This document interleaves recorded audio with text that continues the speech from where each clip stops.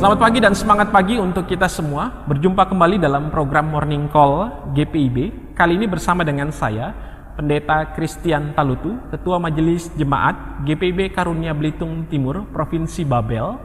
Kita bersama akan membaca dan merenungkan firman Tuhan di pagi hari ini. Namun sebelum, mari kita bersatu di dalam doa.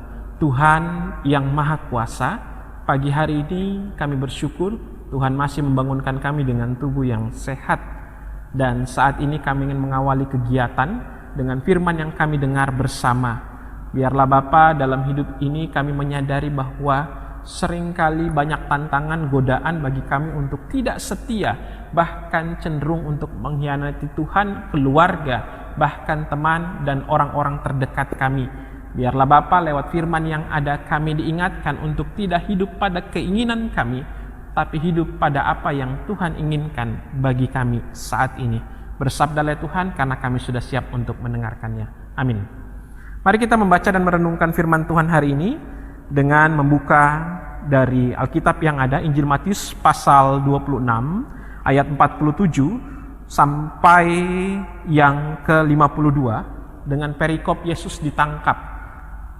Waktu Yesus masih berbicara, datanglah Yudas, salah seorang dari ke-12 murid itu, dan bersama-sama dia serombongan besar orang yang membawa pedang dan pentung, disuruh oleh imam-imam kepala dan tua-tua bangsa Yahudi. Orang yang menyerahkan dia telah memberitahukan tanda ini kepada mereka. Orang yang akan kucium itulah dia, tangkaplah dia. Dan segera ia maju mendapatkan Yesus dan berkata, "Salam Rabi," lalu mencium dia. Tetapi Yesus berkata kepadanya, "Hai teman, untuk itukah engkau datang?" Maka majulah mereka memegang Yesus dan menangkapnya. Tetapi seorang dari mereka yang menyertai Yesus mengulurkan tangannya, menghunus pedangnya dan meletakkannya kepada hamba imam besar sehingga putus telinganya. Maka kata Yesus kepadanya, "Masukkan pedang itu kembali ke dalam sarungnya, sebab barang siapa menggunakan pedang akan binasa oleh pedang." Demikianlah pembacaan firman Tuhan. Terpujilah Kristus, Hosiana. Bapak Ibu yang Tuhan Yesus kasihi, dalam hidup setiap hari, pernahkah saya dan kita semua dikhianati? Atau pernahkah kita mengkhianati orang lain? Saya mau katakan bahwa respon yang muncul ketika orang dikhianati ini beragam. Ada orang yang marah, kesal, kecewa, membalas, bahkan ada orang yang cenderung diam saja. Setidaknya ada 3 motif orang mengkhianati orang lain. Yang pertama, karena orang merasa sakit hati. Sakit hati memunculkan yang namanya perasaan dendam, dan kemudian dari dendam itu muncullah yang namanya pikiran kotor untuk dapat melakukan sebuah pengkhianatan sebagai bentuk pembalasan tentunya dalam kondisi yang ada. Hal yang kedua, mendua hati. Jadi orang yang mendua hati ini seringkali identik dengan melakukan sebuah pengkhianatan. Sehingga kalau Bapak Ibu pernah mendengar lagu Anang ketika dia berpisah dengan Krisdayanti, lagunya, "Benar ku mencintaimu, tapi tak begini. Kau hianati hati ini, kau curangi aku." Ya, bagaimana seorang laki-laki yang merasa bahwa dikhianati hatinya. Tapi mendua hati ini bukan hanya soal pasangan. Bahkan di zaman sekarang Bapak Ibu bisa melihat bagaimana satu partai yang besar merasa dikhianati oleh anggotanya dengan membuat partai tandingan yang ada. Yang ketiga, kalau kita lihat, adalah orang yang tidak menggunakan hati, tidak punya hati. Sudah dibaikin, sudah dikasihani, dicintai dengan tulus, namun yang terjadi justru adalah sebuah pengkhianatan. Di balik setiap motivasi yang ada, saya ingin membawa kita untuk melihat apa sih sebenarnya motivasi yang dilakukan oleh Yudas ketika ia mengkhianati Yesus pada saat itu. Bagaimana kalau kita lihat bahwa Yudas ini selalu bersama dengan Yesus dan para murid yang ada dalam pelayanan. Namun yang terjadi justru ia menjual Tuhan Yesus dengan 30 keping perak yang ada. Fenomena ini ingin mau mengatakan bahwa intensitas yang sering terjadi, relasi yang dekat, tidak menjamin bahwa kesetiaan itu akan tetap ada dan tidak ada pengkhianatan. Jadi kalau Bapak Ibu saat ini merasa bahwa saya rajin berdoa, saya rajin ke gereja, saya rajin datang untuk mengerjakan apa yang menjadi pekerjaan Tuhan, tidak mungkin saya melakukan pengkhianatan pada Tuhan atau juga kepada keluarga saya. Ingat, belajar dari Yudas tidak menjamin. Justru ketika ia digoda oleh iblis, ia mampu menjual sang guru yang begitu mengasihinya. Harga diri Yesus hanya 30 keping perak dan juga harga diri seorang Yudas. Saya bisa pastikan bahwa Yudas pada saat itu bisa jadi juga salah menafsirkan tentang sosok Yesus. Bagaimana saya sampaikan bahwa kesalahan penafsirannya membuat Yudas nantinya akan melakukan proses bunuh diri dengan salib terbalik yang ada. Karena ia merasa menyesal dengan apa yang ia sudah lakukan. Salah menafsirkan tentang sosok Tuhan. Zaman sekarang kalau kita lihat peristiwa tanggal 28 Maret kemarin, saya bisa pastikan bahwa ada begitu banyak penafsiran yang ada dan kelompok tertentu salah menafsirkan apa yang menjadi maksud dan tujuan agamanya. Sehingga yang ia lakukan adalah sebuah tindakan yang bertentangan. Sehingga saya katakan jangan lihat pengeboman dengan agama, tapi lihatlah itu karena ulah oknum yang salah menafsirkan tentang agama. Yudas pada saat itu bisa dipastikan juga ia melakukannya bukan karena tekanan, bukan juga karena paksaan. Kalau Bapak Ibu perhatikan Pasal 26 ayat 14 dikatakan apa? Yudas sendiri yang datang kepada para imam dan juga melakukan proses negosiasi, dan dari situlah ia cari waktu yang tepat, dan di Taman Getsemani lah dia anggap ini sebagai momentum yang tepat untuk menangkap seorang guru. Dan kalau kita lihat bersama apa yang dilakukan oleh Yesus, Yesus justru yang dikhianati, tapi ia justru melakukan sebuah tindakan untuk dapat mengasihi.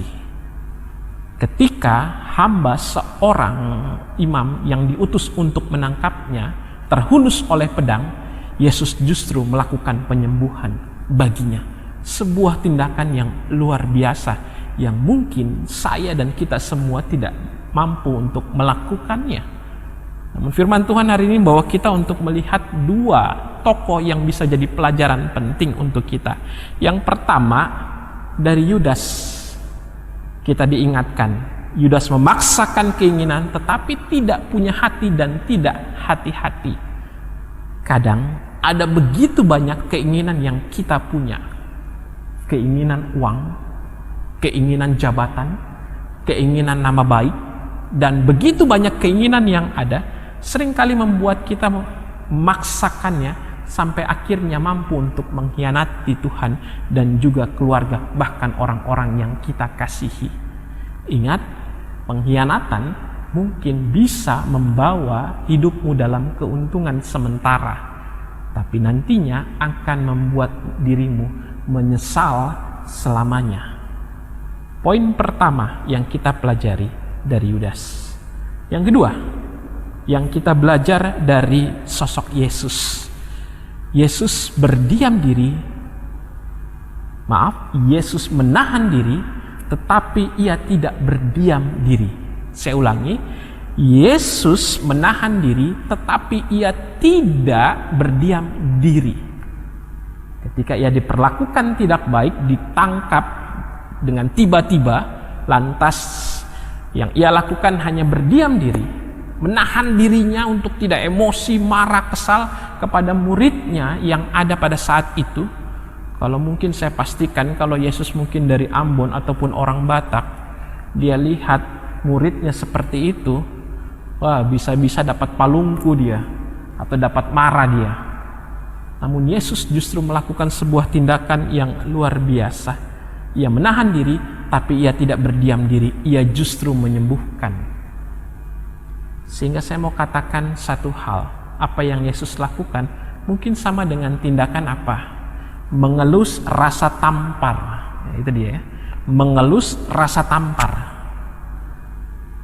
Yesus tidak membalas dengan kejahatan, tapi Yesus justru membalas dengan sebuah penyembuhan dan pemulihan. Seharusnya mentalitas Kristen adalah seperti ini. Ketika orang mungkin menyakitimu, ketika orang mengkhianati dirimu, ketika orang tidak senang terhadap keberhasilanmu, yang kau lakukan adalah berdiam diri, menahan diri. Tapi engkau tidak berdiam diri, engkau bisa berdoa untuk hidupnya, engkau bisa tetap menolongnya, engkau membantunya. Tunjukkan bahwa engkau tidak seperti dirinya, dan lihatlah bahwa Tuhan selalu ada bersama dengan hidupmu.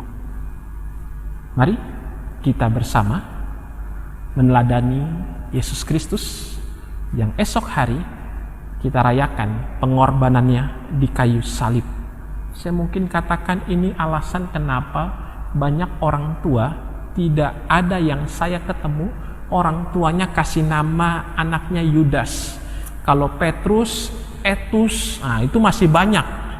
Tapi kalau Yudas ini nggak ada.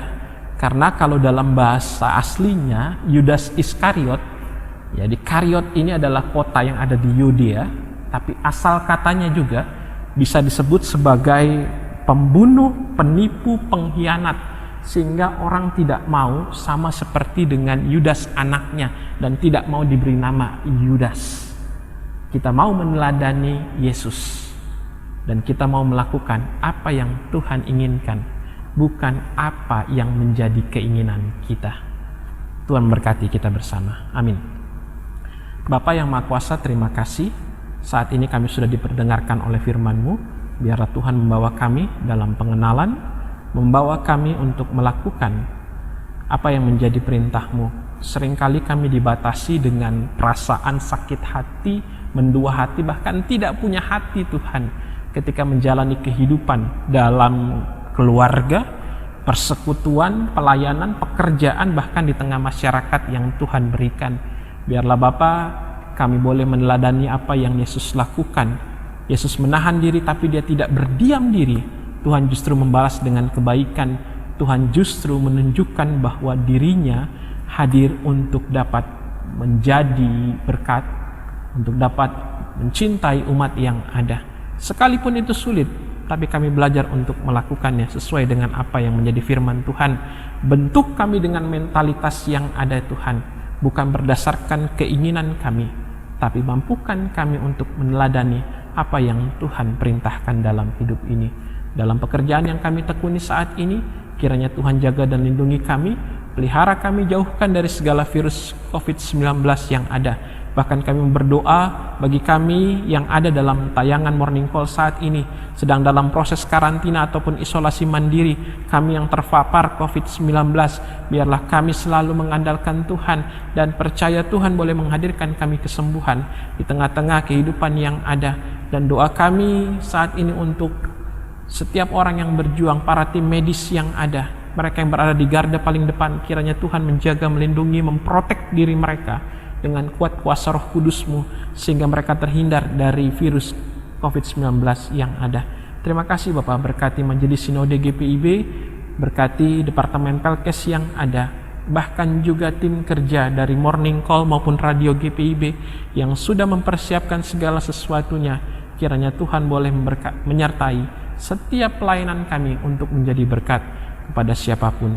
Dalam kasih dan cinta-Mu kami berdoa dan kami berharap hati yang setia, hati yang meneladani Tuhan dan tidak mengkhianati Tuhan maupun juga mengkhianati orang-orang yang ada di sekitar, terus menjadi pedoman dalam kehidupan setiap hari.